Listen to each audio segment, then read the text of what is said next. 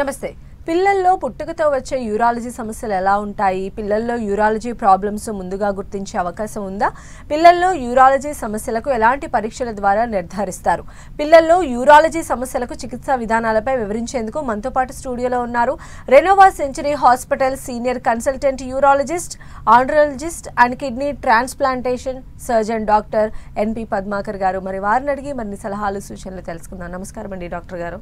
So main గా ఈ రోజు మనం పిల్లల్లో పుట్టుకతోనే వచ్చేటువంటి యూరాలజీ సమస్యలు అబ్జర్వ్ చేస్తూ ఉన్నాం. అంటే క్రమక్రమంగా ఆ కేసెస్ కూడా పెరుగుతూ ఉన్నాయి.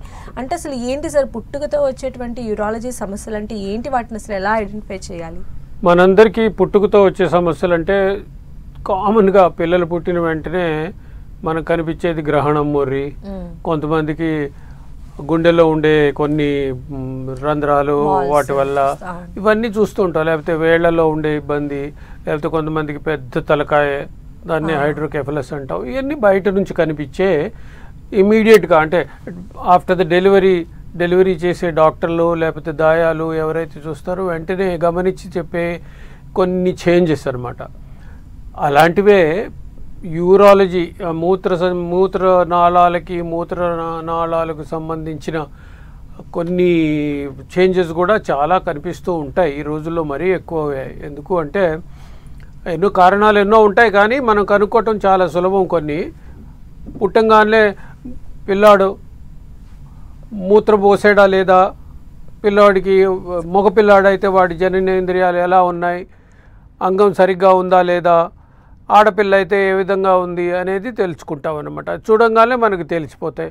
లేదు ఒక 4-5 గంటల తర్వాత కూడా, పుట్టిన తర్వాత కూడా మూత్ర విసర్జన కానీ మల విసర్జన కానీ కాలేకపోతే ఎందుకు కాలేదబ్బా అనేది మనం తెలుసుకుంటూ ఉంటాం. ఇవన్నీ బయటకు కనిపించే ఇవి కొన్ని చేంజెస్ అన్నమాట. అంటే కంజెనిటల్ అబ్నార్మాలిటీస్ ఆర్ అనామలీస్ అంటాం. అలానే కొన్ని సమస్యలు ఏదంటే పిల్లాడు పెరుగుతూ ఉన్న కొద్దీ కొన్ని ఇష్యూస్ కొన్ని బయటపడుతూ ఉంటాయి. ఏ విధంగా కడుపులో నొప్పి రావటం, మాటికి ఇన్ఫెక్షన్స్ అవటం. దానివల్ల మనం కొన్ని పరీక్షలు చేస్తే ఆ పరీక్షల ద్వారా మనకు కొన్ని ఇంటర్నల్ ప్రాబ్లమ్స్ ఏమైతే ఉన్నాయో, ఇప్పటిదాకా మాట్లాడినవన్నీ ఎక్స్టర్నల్ అపియరెన్స్ అనమాట.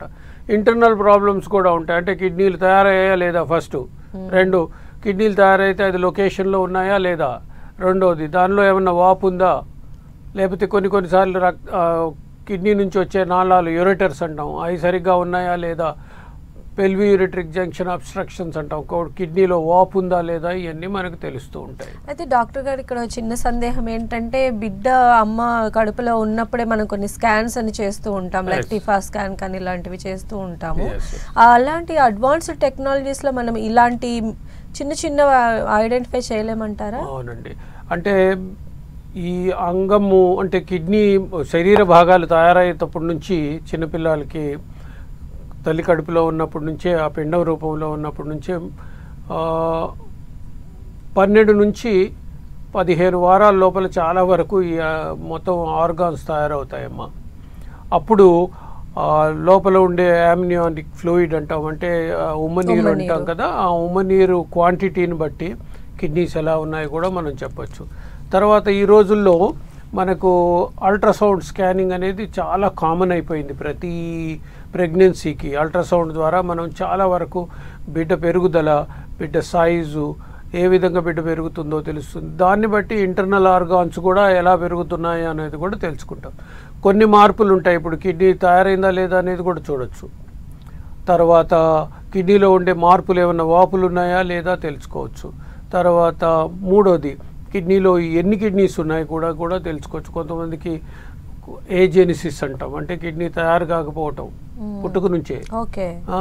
అవన్నీ కొన్ని సమస్యలు ఉంటాయి. ఇవన్నీ మనం యాంటీనేటల్ డయాగ్నోసిస్ అంటే పుట్టక ముందే తల్లి గర్భంలో ఉన్నప్పుడే అల్ట్రాసౌండ్ ద్వారా, చాలా అడ్వాన్స్ టెక్నాలజీ వచ్చింది అల్ట్రాసౌండ్, చాలా వరకు మనం డయాగ్నోస్ చేయొచ్చు. ఓకే, కాలర్ ఉన్నారండి మీతో మాట్లాడడానికి. అనిత గారు హైదరాబాద్ నుంచి. అనిత గారు మీ సమస్య చెప్పండి డాక్టర్ గారికి. Good evening sir. Good evening అమ్మా. సార్ మా అక్క బాబు ఇప్పుడు 5 months సార్ తనకి. ఓకే. సో తను పుట్టినప్పుడు 2 టెస్టిస్ కూడా తనకి ప్లేస్ లోనే ఉంది సార్. ఓకే. 18 days తర్వాత రైట్ సైడ్ టెస్టిస్ కొంచెం పైకి వచ్చింది సార్. ఓకే. ప్లేస్ లోకి. ఓకే. అయితే వాళ్ళ ఫాదర్ మా బావగారు కొంచెం ఇలా హ్యాండ్ తో ఏమైంది అసలు ఇట్లా అది స్వెల్లింగ్ లాగా అనిపిస్తుంది డాక్టర్ తను ఏడ్చినప్పుడు. ఓకే. సో దాన్ని ఇట్లా ఏమైంది అసలు అని టెస్ట్ చేసి చూస్తే అది ఇన్ ప్లేస్ లోకి వచ్చేసింది. ఓకే. మళ్ళీ 1 day తర్వాత బాబు అంటే చాలా ఏడవడం వల్ల ఎందుకో మరి తెలీదు రీజన్ కానీ అది పైకి వచ్చేసింది డాక్టర్. ఇప్పుడు కూడా 5 months ఉన్నాడు బాబు. అయితే మేము పీడియాట్రిషియన్ దగ్గర తీసుకెళ్ళాము. ఓకే. వెంటనే డాక్టర్ ఏం చెప్పారంటే 5 to 6 months లోపు అది అన్డిసెండెంట్ టెస్టిస్ ప్లేస్ లోకి వచ్చేస్తుంది అని చెప్పారు. కానీ అలా కాలేదు డాక్టర్. ఇప్పుడు 5 months నడుస్తున్నాయి. మళ్ళీ బాబు ఎప్పుడైనా ఏడ్చినా ఎక్కువ నవ్వినా ఏడ్చినా అది స్వెల్ అవుతుంది డాక్టర్ ఇట్లా. ఓకే. ఓకే అమ్మా, చూడమ్మా మీరు చెప్పిన డిస్క్రిప్షన్ చాలా బాగుంది. ఏంటంటే దీన్ని అన్డిసెండెడ్ టెస్టిస్ అంటాం తప్పకుండా. కాకపోతే పుట్టిన వెంటనే టెస్టికల్స్ కనిపించాయి మళ్ళీ తర్వాత పైకి వెళ్ళాయి అనే అపోహ మాత్రం పెట్టుకోకండి. ఎందుకంటే ఒకసారి టెస్టిస్ 2 కిందకి దిగి నార్మల్ పొజిషన్లో ఉంటే వృషణాలు అని అంటాం కదా, అవి ఉంటే అవి మళ్ళీ పైకి పోయే ఛాన్సెస్ ఉండవు.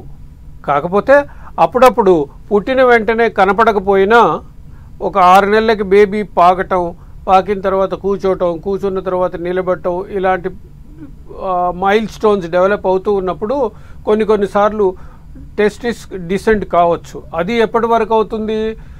3 నెలలు 4 నెలలు కాదు, కొంతమందికి సంవత్సరం పడుతుంది కొంతమందికి రావటానికి. కానీ మీరు చెప్పినట్టు ఏడ్చినప్పుడు నవ్వినప్పుడు వచ్చే వాప్ ఏదైతే ఉందో దాన్ని టెస్టిస్తో పాటు హర్నియా కూడా ఉన్నట్టుంది మీ బాబుకి, మీ సిస్టర్ సన్కి. కాబట్టి దీన్ని కంజెనిటల్ హర్నియా అంటాము. దాని లోపలే టెస్టిస్ అనేది కూడా ఉంటుంది. ఇది చాలా సింపుల్గా చిన్న ఆపరేషన్తో సరి చేయొచ్చమ్మా. ఇది ఈ రోజుల్లో లాపరోస్కోపీ ద్వారా వితౌట్ ఎనీ స్కార్ ఒక్కరోజే హాస్పిటల్లో ఉండటం పిల్లాడు చాలా ఈజీగా అవుతుంది. నార్మల్ లైఫ్ ఉంటుంది పిల్లోడికి. ఆ టెస్టిస్ గ్రోత్ కూడా నార్మల్గా ఉంటుంది. మీరు భయపడాల్సిన అవసరం అస్సలు లేదు.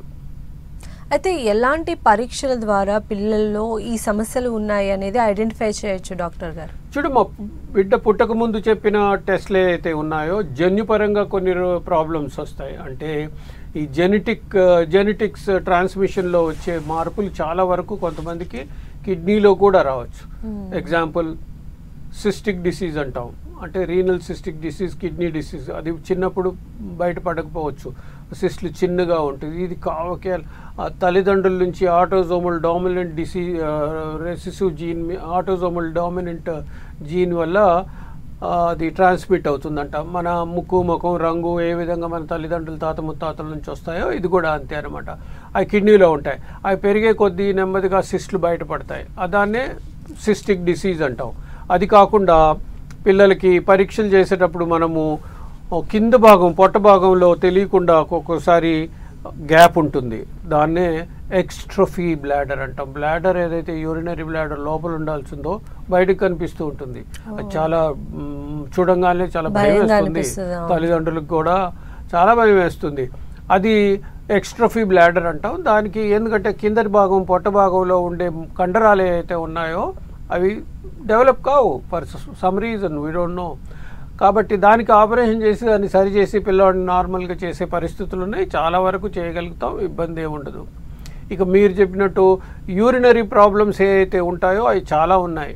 ఏది పెల్వి యూరిటరిక్ జంక్షన్ అబ్స్ట్రక్షన్ అని ఓ కిడ్నీలో వాపు ఉండే ఇది పరిస్థితి ఉంటుందన్నమాట. అది చాలా కామన్గా ఉంటుంది, కానీ డిటెక్ట్ చేయటం చాలా కష్టం. చిన్నతనంలో ఉన్నప్పుడు బేబీ మరీ చిన్నగా ఉన్నప్పుడు కూడా వాపు అంత కనపడకపోవచ్చు. వాపు ఎక్కువ ఉంటే వెంటనే అసలు పుట్టక ముందే మనం తెలుసుకోవచ్చు ఇవన్నీ. మరీ వాపుని బట్టి, అంటే వాపు అనేది పిల్వి యూరిటరిక్ జంక్షన్ అబ్స్ట్రక్షన్ అనేది కొంతమందికి తక్కువ ఉంటుంది, కొంతమందికి ఎక్కువ ఉంటుంది. కొంతమందికి ఆపరేషన్ అవసరం వస్తుంది, కొంతమందికి అవసరం పడదు. తర్వాత యూరినరీ ప్రాబ్లమ్స్లో మేల్ బాయ్స్లో చాలా ఎక్కువ ప్రాబ్లమ్స్ వస్తాయి. పోస్ట్ యూరిథ్రల్ వాల్వ్స్ అని, యూరిన్ ఫ్రీగా రావటం, ధార సరిగ్గా రాకపోవటం, ఇవన్నీ చూస్తూ ఉంటాం. మరి ముఖ్యంగా ఈ రోజుల్లో చెప్పాల్సింది ఏంటంటే తల్లిదండ్రులకి, ఎస్పెషల్లీ తల్లులకి, వాళ్ళ పిల్లలకి, మగపిల్లలకి ఎస్పెషల్లీ డైపర్లు పెట్టేసేసి వాళ్ళ పనుల్లో వాళ్ళు బిజీగా ఉంటారు. యూరిన్ ఇన్ఫెక్షన్స్, వాడు మలమూత్రాలన్నీ డయాపర్లో చేసేసి 6 గంటల దాకా అలానే ఉండటం వలన ఈ ఇన్ఫెక్షన్ స్ప్రెడ్ అవుతుంది చాలా ఎక్కువగా చూస్తూ ఉంటాం. నేను చెప్పాలంటే ఇప్పుడు మా చిన్నతనంలో మాకు డయాపర్లు లేవు కాబట్టి గొడవ లేదు, ఇన్ఫెక్షన్స్ కూడా లేవు. ఇప్పుడు ఈ డయాపర్లు వచ్చేసి ఇన్ఫెక్షన్స్ రేటు పెంచేశారు. ఆడపిల్లలకి మరీ ఎక్కువగా మలమూత్ర ద్వారం దగ్గరగా ఉండటం వలన ఇన్ఫెక్షన్స్ చాలా ఎక్కువ అవుతాయి. కాబట్టి అది ఒకటి. ఈ మగపిల్లలకి ఆ మూత్రద్వారం దగ్గర టిప్ ఏదైతే ఫైమోసిస్ అంటాం, ఆ స్కిన్ అగైన్ ఈ డయాపర్లు కట్టి టైట్ కట్టి 6 గంటలు పాపం ఏం చేస్తాం, తల్లి పని జాబ్కి వెళ్ళాలి, తను కూడా she working lady, she has to use this methods, తప్పదు, ఏం చేస్తాం. అందుకని ఇదొక్కటే డైలీ క్లీన్ చేయటం, 6 అవర్స్కి ఒకసారి చేంజ్ చేయటం, ఎక్స్టర్నల్ క్లెన్జింగ్ అనేది, హైజీన్ అనేది చాలా ఇంపార్టెంట్. బిడ్డకి తెలియదు కాబట్టి మనమే చేయాలి. నెక్స్ట్ కాలర్ ఉన్నారండి, ప్రతాప్ గారు కడప నుంచి. ప్రతాప్ గారు నమస్తే సార్. నమస్తే అండి, డాక్టర్ గారికి మీ సమస్య చెప్పండి. చెప్పండి ప్రతాప్ గారు. బాబు కడుపులో ఉన్నప్పుడే 2 కిడ్నీస్ వాపు ఉన్నాయని చెప్పినారు సార్. పుట్టిన తర్వాత ఒక పాలు పోసినాక ఒక కిడ్నీ బాగా అయింది, ఇంకొక కిడ్నీ వాపు ఉంది సార్. ఇప్పుడు బాబుకు 7 years సార్, ఏం ప్రాబ్లం లేదు సార్, కానీ వాపు అట్టే ఉంది సార్. అదే దానికి DTPA స్కాన్ అని ఒక న్యూక్లియర్ స్కాన్ చేస్తారు, చేశారా ప్రతాప్ గారు? చేశారు సార్. దానికి పర్సంటేజ్ ఫంక్షన్ ఎంత, ఎలా ఉంది, దానికి క్లియరెన్స్ ఎలా ఉంది? దాంట్లో 10 పాయింట్స్ చూపించారు సార్. దాంట్లో చూడు బాబు, అలా కాదు, పాయింట్స్ అనేది ఉండదు, పర్సంటేజ్ ఉంటుంది. ఆ కిడ్నీ పర్సంటేజ్ ఫంక్షన్ ఏదైతే ఉంటుందో అది తగ్గకుండా అలానే ఉంది, పర్వాలేదు, బాగానే ఉంది. ఇప్పుడు 5 ఏళ్ళు 7 ఏళ్ళు అంటున్నారు కాబట్టి 7 ఏళ్ళలో పెద్ద ఎక్కువ మార్పు లేదు, ఇంప్రూవ్మెంట్ ఉంది అంటే మీరేం భయపడాల్సిన అవసరం లేదు. లేకపోతే దీన్నే హైడ్రోనెఫ్రోసిస్ అంటాం, పియు జంక్షన్ అబ్స్ట్రక్షన్. ఇప్పటిదాకా నేను చెప్పింది అదే. అది మీరు చిన్న ఆపరేషన్తో లాప్రోస్కోపీ ద్వారా దాన్ని క్లియర్ చేసేసి బిడ్డను నార్మల్గా చేయొచ్చు, కిడ్నీని సేవ్ చేయొచ్చు, ఫర్దర్ డ్యామేజ్ కాకుండా. ఓకే ప్రతాప్ గారు, అర్థమైందండి?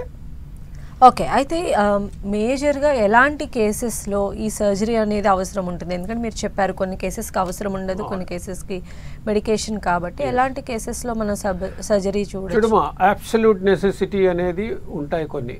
ఏది నేను చెప్పాను చూడండి, కిడ్నీలో ఇక్కడ మూత్రనాళం బయట పిల్లలకి, మగపిల్లలకి మూత్రనాళం బయట హైపోస్పేడియాస్ అంటాం. అంటే మూత్రద్వారము నాళం ఎక్కడైతే టిప్ దగ్గర ఉండకుండా వెనక ఎక్కడో ఉంటుంది. ఎంత వెనుకుంటుందంటే కొంత మగపిల్లలకి పుట్టిన వెంటనే ఆ మూత్రద్వారం బాగా వెనుక ఉండటం వలన ఆడపిల్ల మగపిల్లోడా అన్న ఒక కన్ఫ్యూజన్లో కూడా ఉంటారు. దాన్నే హైపోస్పేడియాస్, పెనోస్క్రోటల్ హైపోస్పేడియాస్ అంటాం. దీనికి మాత్రం సర్జికల్ కరెక్షన్ తప్ప వేరే మార్గం ఉండదు, మందులతో పోదు, దేంతో పోదు. ఎక్స్ట్రోఫీ బ్లాడర్ అనే ఒక సిచ్యువేషన్ నేను ఎప్పుడు చెప్పానో, యూరినరీ బ్లాడర్ బయటకు కనిపిస్తూ ఉంటుందో దానికి ఆపరేషన్ తప్ప వేరే మార్గం లేదు. ఇక కొన్ని సిచ్యువేషన్స్ లైక్ పోస్టియోరిథరల్ వాల్వ్స్ అని, తను ఇప్పుడు ప్రతాప్ అని ఆయన చెప్పారు వాళ్ళ అబ్బాయికని, అలాంటి సిచ్యువేషన్స్ ఆపరేషన్ తప్ప వేరే మార్గం లేదు. ఎంత త్వరగా ఆపరేషన్ చేపిస్తే అంత కిడ్నీ సేవ్ అవుతుంది. తర్వాత ఇంతకుముందు ఒక ఆవిడ ఎవరో ఫోన్ చేశారు వాళ్ళ అబ్బాయి కోసం అని. ఆ వృషణాలు కానీ కిందకి రాకుండా ఏడాది తర్వాత వరకు కూడా అలానే ఉన్నాయి అంటే తప్పకుండా ఆపరేషన్ చేసి దాన్ని సరైన పొజిషన్లో పెడితే, చిన్న ఆపరేషన్సే ఇవన్నీ, అంత చిన్నపిల్లలు కాబట్టి తొందరగా కోలుకుంటారు. వాళ్ళకి హాస్పిటలైజేషన్ 1-2 రోజుల కన్నా ఎక్కువ అవసరం లేదు. ఈ రోజుల్లో కోసి చేయాల్సిన అవసరం లేదు, లాప్రోస్కోపీ ద్వారా చేస్తున్నాం, చాలా వరకు ఇంప్రూవ్ అయిపోతారమ్మా. ఓకే, అయితే ఈ పుట్టుకతోనే వచ్చేటువంటి ఈ ప్రాబ్లమ్స్కి సంబంధించి అంటే ట్రీట్మెంట్స్ అనేవి ఎలా ఉంటాయండి? ట్రీట్మెంట్ అనేది ఫస్ట్ అసలు జబ్బును ఐడెంటిఫై చేయాలి. Where is the problem? ఇది కిడ్నీలో ఉందా, ఆ కిడ్నీ మూత్రనాళం ఏదైతే ఉందో యూరిటర్ అంటాం, పియు జంక్షన్ అబ్స్ట్రక్షనా, లేకపోతే ప్రాబ్లం ఎక్కడుంది? కొన్ని సార్లు ఏమవుతుందంటే పిల్లలకి మాటిమాటికి ఇన్ఫెక్షన్స్ అవుతూ ఉండి జ్వరాలు వస్తుంది, పీడియాట్రిషియన్ దగ్గరికి మాటిమాటికి వెళ్తుంటే ఏంటో మగపిల్లలకి ఎస్పెషల్లీ ఎందుకబ్బా అని చూస్తుంటే ఆ ఇన్ఫెక్షన్స్ యూరిన్ ముందుకు వచ్చి బయటపడే కన్నా పైకి మళ్ళీ వెనక్కి తన్నుతూ ఉంటుంది. దాన్నే రీఫ్లక్స్ అంటాం. పెల్వియూరిట్రిక్ జంక్షన్ దగ్గర లేకపోతే యూరిట్రోవెసైకల్ జంక్షన్ దగ్గర రీఫ్లక్స్ ఒకటి ఉంటుంది. ఆ రీఫ్లక్స్ వల్ల యూరిన్ పైకి తన్నుకుంటుంది. దీన్ని రివర్సల్ ఫ్లో అంటాం. అది చాలా డేంజరస్. అది అలానే మనం కనుక్కోకుండా వదిలేస్తే కిడ్నీ ఫెయిల్ అయ్యి అల్టిమేట్లీ కిడ్నీ ఎఫెక్ట్ అయ్యే అవకాశం అయిపోతుంది పూర్తిగా. అవి ఈజీగా చేయొచ్చు, కాకపోతే ఒక డెడికేటెడ్ వర్కరు బాగా పనిచేస్తున్న ఈ యూరాలజీ పీడియాట్రిక్ యూరాలజీ చేస్తున్న స్పెషలిస్టులు దగ్గరికి తీసుకెళ్తే తప్పకుండా నయమవుతుంది, పిల్లవాడు నార్మల్గా ఉంటాడు. అయితే ఈ ప్రాబ్లమ్స్ బాధపడేటువంటి పిల్లలు అంటే వాళ్ళ తల్లిదండ్రులు ఎలాంటి కేర్ తీసుకోవాలండి? కేర్ ఏమిటంటే ఇన్ఫెక్షన్స్ రాకుండా చూడాలి. ఒకటి బయట ఎక్స్టర్నల్ హైజీన్ ఒకటి బాగా క్లీన్ చేస్తూ ఉండాలి. 3 ఎప్పుడన్నా చిన్న ఇన్ఫెక్షన్ వచ్చినా వెంటనే డాక్టర్ దగ్గరికి తీసుకెళ్ళి ట్రీట్మెంట్ చేయించాలి. దాన్ని ఇక తగ్గుతుంది లేదంటే మన దగ్గర ఉంటాయి కొన్ని, అవి చేస్తే ఈ చేస్తే ఆ ట్రీట్మెంట్ ఈ ట్రీట్మెంట్ ఏంటి ట్రీట్మెంట్లు ఏదో ఉంటాయి చూడండి, అలాంటివి చేయకూడదు. తర్వాత డెఫినెటివ్ డయాగ్నోసిస్ అనేది వెరీ ఇంపార్టెంట్ అమ్మా. ఒక స్పెషలిస్ట్ అనేవాడు ఈ పలానా జబ్బు ఉంది, ఆ జబ్బుని ఐడెంటిఫై చేసి సరైన ట్రీట్మెంట్ చేస్తే వెంటనే తగ్గుతాయమ్మా. ఓకే. అయితే పుట్టుకతో పిల్లలలో వచ్చేటువంటి ఈ ప్రాబ్లము అంటే పెద్ద అయ్యే కొద్దీ ఒకవేళ చిన్నప్పుడు ఐడెంటిఫై చేయలేకపోయారనుకోండి, కొంచెం వాళ్ళు పెద్ద అయ్యే కొద్దీ ఎలాంటి జటిలమైనటువంటి కండిషన్కి మారే అవకాశం ఉంటుంది? ఎలాంటి అంటే ఇప్పుడు నేను చెప్పాను రీఫ్లక్స్ అనేది, ఆ రీఫ్లక్స్ అనేది కానీ ఉంటే అది మనం ట్రీట్ చేయకపోతే, సరిగ్గా ట్రీట్ చేయకపోతే అది chronic kidney disease, irreversible chronic kidney disease కింద వెళ్తుంది. తర్వాత బేబీ స్టంటింగ్ గ్రోత్ కూడా సరిగ్గా ఉండదు. ఆ బోన్స్ అనేవి చాలా ఆస్టియోపోరోటిక్ అయిపోతాయి because of the kidney function. Severe anaemia వస్తుంది. ఈ ఇన్ఫెక్షన్స్ శరీరంలో ఉండే ప్రతి ఆర్గాన్కి స్ప్రెడ్ అవ్వటం, బేబీ సరిగ్గా థ్రైవ్ కాకపోవటం, చదువుకోకపోవటం, స్కూల్కి వెళ్ళకపోవటం, మానసికంగా తల్లిదండ్రులకి పిల్లవాడికి చాలా వరకు ఇబ్బంది కలిగిస్తుంది. అందుకనే ఎంత తొందరగా ఎంత ప్రాపర్గా ఐడెంటిఫై చేస్తే అంత తొందరగా కరెక్ట్ చేయొచ్చు, అంత బాగా మనం బేబీని నార్మల్సీకి తీసుకొచ్చేస్తే బేబీ మిగతా ఏం చిన్నప్పుడు వాడికి ప్రాబ్లమ్స్ ఏమున్నాయో గుర్తుండవు పెరిగే కొద్దీ. పెరిగిన తర్వాత అసలు నార్మల్ మిగతా బేబీస్ లాగానే పెరగచ్చు.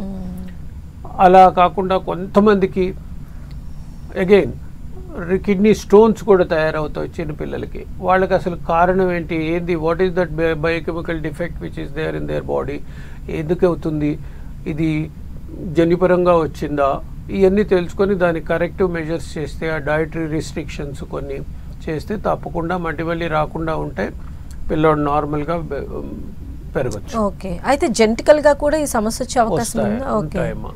జెనెటిక్లో చాలా వరకు చూసాం కదా, సిస్టిక్ డిసీజ్ అనేది కామన్గా వచ్చేది జెనెటిక్స్. ఒక తల్లిదండ్రులకి లేకపోతే తండ్రికో ఎవరికో ఒక పాలిసిస్టిక్ కిడ్నీ డిసీజ్ అని ఉందనుకోండి, చిన్నపిల్లల్లో ఎవరున్నా లేకపోయినా వాళ్ళ ఇంట్లో ఉన్న వాళ్ళ తల్లిదండ్రులకు పుట్టిన బిడ్డను అందరికీ పరీక్ష చేయించాలి. Okay. Simple test, ultrasound scanning అనేది చేస్తే ఇప్పుడు కనపడకపోవచ్చు పిల్లలు కాబట్టి, ఆ సిస్ట్లు అంత పెద్ద ఓపెన్గా కనపడకపోవచ్చు, పెరిగే కొద్దీ పెరుగుతాయి. వాళ్ళకి సడన్గా క్రియాటినిన్ అనే టెస్ట్ ఉంటుంది, బ్లడ్ సీరం క్రియాటినిన్, ఏదైతే కిడ్నీ ఫంక్షన్ని మనకు అది సడన్గా బ్లడ్లో 2-3 ఉంటే definitely kidney problem already establish అయిపోయి కిడ్నీ డిసీజ్ స్టేజ్ 2-3కి వెళ్ళిపోయిందని ఒక నిర్ధారణకు రావాలి. అలానే డాక్టర్ గారు, అంటే మేనరికం మ్యారేజెస్లో కూడా అలాంటి పిల్లల్లో ఈ సమస్య ఎక్కువగా చూడొచ్చు అంటారా? అలా అనిపోయినా మనకందరికీ తెలిసిందే, మేనరికంలో ఈ జెనెటిక్ డిస్ట్రిబ్యూషన్ అనేది ఎక్కువగా ఉంటుంది కాబట్టి ఈ జన్యుపరంగా వచ్చే చేంజెస్, అది తల నుంచి మెదడు నుంచి కాళ్ళ వరకు ఏ ప్రాబ్లం అయినా ఈ మేనరికం వల్ల కొంచెం పర్సంటేజ్ ఎక్కువ ఉంటుంది. అందుకని అవాయిడ్ చేయటం మంచిది, తెలిసి అవాయిడ్ చేయటం మంచిది. ఓకే. అంటే సర్జరీ తర్వాత మనం ఎలాంటి జాగ్రత్తలు తీసుకోవాలి? సర్జరీ తర్వాత ఈ ఇష్యూ అనేది మళ్ళీ రేజ్ అయ్యే ఛాన్సెస్ ఎంతవరకు ఉంటాయి? ఇప్పుడు అన్డిసెండెడ్ టెస్టిస్ కిందకి రాకపోవటం అనేది ఆపరేషన్ చేసి కరెక్ట్ చేస్తే ఇక పిల్లోడు నార్మల్గా ఉంటాడు, మళ్ళీ చూడాల్సిన అవసరం ఉండదు అన్లెస్ ఏదైనా ప్రాబ్లం ఉంటే తప్పితే. యూరినరీ ప్యాసేజ్ హైపోస్పీడియా సర్జరీ అని ఉంటాం, అది మోరార్లెస్ మొదటి సర్జరీలో కరెక్ట్ అయిపోయి ఇబ్బంది ఏం లేదు, ఫిస్టులా డెవలప్ కాలేదు అంటే మళ్ళీ చూడాల్సిన అవసరం ఉండదు. మిగతాది కిడ్నీలో పెల్వియూరిట్రిక్ జంక్షన్ ఏదైతే ఎవరైతే చెప్పారో ఒక కాలరు వాళ్ళ అబ్బాయికి, అది ఆపరేషన్ చేసిన తర్వాత మొదటి 1 or 2 years బాగానే స్టేబుల్గా ఉన్నాడంటే తర్వాత ఇక అవసరం ఉండదు. వెసికోయూరిట్రిక్ రీఫ్లక్స్ అనే ఏదైతే సర్జరీ చెప్పానో నేను, దానికి డెఫినెట్లీ సంవత్సరానికి ఒకసారి యూరిన్ టెస్ట్, డాక్టర్స్ విజిట్ చూస్తుంటే ఏదైనా చేంజెస్ వస్తుంటే వెంటనే కరెక్ట్ చేయొచ్చు. అయితే మొదటగా యూరినరీ ప్రాబ్లంతో స్టార్ట్ అయిన ఇది తర్వాత కిడ్నీ పైన ఎఫెక్ట్ చూపిస్తుంది అంటున్నారు కదా. అంటే దీని తర్వాత లెవెల్ అంటే ఏంటి, ఇతర ఏ ఆర్గాన్స్ పైన ఈ యూరినరీ సమస్యలు? లేదు, శరీరం అనేది ఒక మిషన్ లాంటిది. ఒక మిషన్ పాడైనా మిగతా అన్ని మిషన్స్కి ఎఫెక్ట్ అవుతూ ఉంటుంది. సో కిడ్నీ అనేది వెరీ ఇంపార్టెంట్ ఆర్గన్. దాంతో మనకు రక్త కణాలని, హీమోగ్లోబిన్ని ఇంప్రూవ్ చేయటం, తర్వాత మన శరీరంలో ఉండే కాల్షియం మెటబాలిజం కూడా ఉపయోగపడుతుంది. వాటర్ ఇంటేకు, వాటర్ కన్జంప్షను, వాటర్ని మెయింటైన్ చేస్తుంటుంది. తర్వాత మన బ్లడ్ ప్రెషర్ కంట్రోల్ చేస్తుంది. ఇన్ని మనకు కిడ్నీ అనుకుంటామే కానీ దానిలో ఉండే ఫంక్షన్స్ మల్టీ ఫంక్షన్స్ అనమాట. ఒకసారి బ్లడ్ ప్రెషర్ కంట్రోల్ కాకుండా పెరుగుతూ పోతూ ఉంటే అది హార్ట్ మీద పనిచేస్తుంది, రక్తనాళాల మీద పనిచేస్తుంది, అన్నిటి మీద పనిచేస్తుంది. కాబట్టి ప్రతిదానికి లింక్ ఉంటుంది. అదే కాల్షియం మెటబాలిజం సరిగ్గా లేకపోతే, వాటర్ ఇంటేక్ సరిగ్గా లేకపోయినా, తర్వాత ఇలాంటి సమస్యలు వస్తూ ఉంటే, రిపీటెడ్ ఇన్ఫెక్షన్స్ వస్తూ ఉంటే అవి మిగతా ఆర్గాన్స్ మీద కూడా తప్పకుండా దాని ప్రభావం ఉంటుంది. ఓకే, నెక్స్ట్ కాలర్ ఉన్నారండి, హరినాథ్ గారు శ్రీకాకుళం నుంచి. హరినాథ్ గారు, డాక్టర్ గారితో మాట్లాడండి, సమస్య చెప్పండి. చెప్పండి హరినాథ్ గారు, వింటున్నాను. డాక్టర్ గారు గుడ్ ఈవినింగ్ సార్. చెప్పండి. మా అబ్బాయి, మా మనవడు పుట్టి 3 మాసాలు అయిందండి. పాస్ పోసేటప్పుడు కొద్దిగా ఏడుస్తూ పాస్ పోస్తున్నాడండి. ఏడుస్తూ పాస్ పోతున్నాడు? మగపిల్లాడు? మగపిల్లాడు సార్. ఎన్ని నెలలు అన్నారు? 3 మాసాలు అయిందండి. 3 మాసాలే కదా, తప్పకుండా ఏడుస్తున్నాడు అంటే తప్పకుండా పిల్లాడికి బయట స్కిన్ సరిగ్గా టైట్ అయిపోయినట్టుంది. ఇప్పటిదాకా చెప్పాను కదా, దాని మూత్రద్వారం దగ్గర ఉండే చర్మం ఉంటుంది చూడండి, అది ఇప్పటిదాకా చెప్పాను వీరితో. ఏది టైట్గా డైపర్స్ లాంటివి వేస్తూ ఉండటం మూలాన స్కిన్ మూసుకుపోతుంది. దానివల్ల యూరిన్ పోసేటప్పుడు బాగా ముక్కిపోయాల్సి వస్తుంది. చిన్నపిల్లాడు కాబట్టి ఏడుస్తాడు, దానిలోనే ఇన్ఫెక్షన్స్ వస్తూ ఉంటాయి. సింపుల్గా బయట డాక్టర్ ఎవరైనా ఎగ్జామిన్ చేస్తే తెలిసిపోతుందండి. దానికి పెద్ద సమస్య ఏం కాదు, దాన్ని ఈజీగా దాన్ని ట్రీట్ చేయొచ్చు. ఒకవేళ అవసరం వస్తే దానికి సర్కంసిషన్ అంటాము, ఏది సున్నతి అంటాం చూడండి, అంటే ఆ చిన్న ఆపరేషన్ చేస్తే ఆ స్కిన్ ప్రాబ్లం ఉండదు. ముస్లిమ్స్ అయితే అది మతపరంగా వాళ్ళు రెగ్యులర్గా చేయించుకుంటారు, అవసరం వస్తేనే చేస్తారు. ఇది పరీక్ష చేయటం, ఎగ్జామినేషన్, ఎక్స్టర్నల్ ఎగ్జామినేషన్ అది ఇంపార్టెంట్ అండి. అయితే పుట్టుకతో మనం చూసాయిందా, మీరు చెప్పారు కిడ్నీ అసలు గ్రోతే ఉండదు వాళ్ళకని. సో అలాంటి సిచ్యువేషన్లో ఏం చేస్తారు సార్? అంటే అది ఒక కిడ్నీ పాడైందా లేకపోతే 2 కిడ్నీలు కూడా డెవలప్ కాలేదా అని తెలిస్తే, 2 కిడ్నీలు అసలు డెవలప్ కాలేదు, ఏ జెనిసిస్ అంటాం, ఆ పిల్లలు బతకటం చాలా కష్టం. ఓకే, దాన్ని మనం అది చిన్న పిల్లలకి చేయటం చాలా కష్టం, వాళ్ళు తట్టుకోలేరు. పుట్టిన బేబీకి, ఇన్ఫెంట్ బేబీకి చేయటం కష్టం, ఎక్కువ రోజులు బతకరు. డయాలసిస్ మీద పెట్టచ్చు, కొన్ని రోజులు బతికించవచ్చు. కొంతమంది చేశారు కూడా ఆపరేషన్స్, కొంతవరకు బతుకుతారు. కానీ బై అండ్ లార్జ్ ఈ బయలాటరల్ రీనల్ ఏజెన్సీస్ అనేది 2 కిడ్నీలు కూడా తయారు కాకపోతే వాళ్ళకి ఉమ్మనీరు సరిగ్గా డెవలప్ ఉండదు. బేబీలో డెవలప్మెంటల్ డిఫెక్ట్స్ చాలా ఎక్కువ అవుతాయి. అదే ఒక కిడ్నీ డెవలప్ కాలేదనుకోండి, పిల్లోడు నార్మల్గానే ఉంటాడు, అసలు తెలియదు, ఇబ్బందే ఉండదు. ఏదో టెస్ట్ కొరకు మనం అల్ట్రాసౌండ్ స్కానింగ్ చేస్తే అరే కిడ్నీ లేదే, అప్పుడు తెలుస్తుంది. అప్పటికి పిల్లోడు పెరిగి 10 ఏళ్ళు 15 ఏళ్ళు కూడా అయిపోయి ఉండొచ్చు. ఒక కిడ్నీతో ఇప్పుడు 2 కిడ్నీలు పాడైతే ట్రాన్స్ప్లాంట్ చేసేది ఒకటే కిడ్నీ. కొన్నిసార్లు కొన్ని కారణాల వల్ల ఒక కిడ్నీ తీసేస్తే పిల్లాడు బతుకుతారు, నార్మల్గానే ఉంటారు, వాళ్ళ లైఫ్ స్పాన్లో ఏం ప్రాబ్లం ఉండదు. కాబట్టి భగవంతుడు మనకిచ్చింది 2 కిడ్నీలు, కారణం ఎన్నో ఉంటాయి. అవి పాడు చేసుకోకుండా ఏదైనా ఇబ్బందులు ఉంటే వెంటనే ట్రీట్ చేయించుకోవటం మన బాధ్యత. అలానే ఒక కిడ్నీ ఉంది కాబట్టి వాళ్ళకి ఏదో అయిపోయిద్దని ట్రాన్స్ప్లాంట్ చేసినప్పుడు కిడ్నీ దాత ఒక కిడ్నీ, నార్మల్ కిడ్నీ తీసి రెసిపియంట్కి ఇస్తారు. ఇద్దరికి ఒక్కొక్క కిడ్నీ ఉంటుంది, ఇద్దరు బతుకుతారు నార్మల్గా. కాబట్టి 2 కిడ్నీలు పాడైతే ప్రాబ్లం, కానీ ఒక కిడ్నీ ప్రాబ్లం అయితే అంత ఇదిగా ఇబ్బంది ఉండదమ్మా. Okay right, thank you so much sir. ఈరోజు యూరాలజీ సమస్యలకు, ప్రేక్షకులు అడిగినటువంటి ప్రశ్నలకు ఒక చక్కటి సమాధానాలు, వారికి ఒక సలహాలు అందించారు. Thank you so much. Thank you very much. Thank you. ఇది వాళ్ళ ఆయుష్మాన్ భవ. చూస్తూనే ఉండండి 10 TV.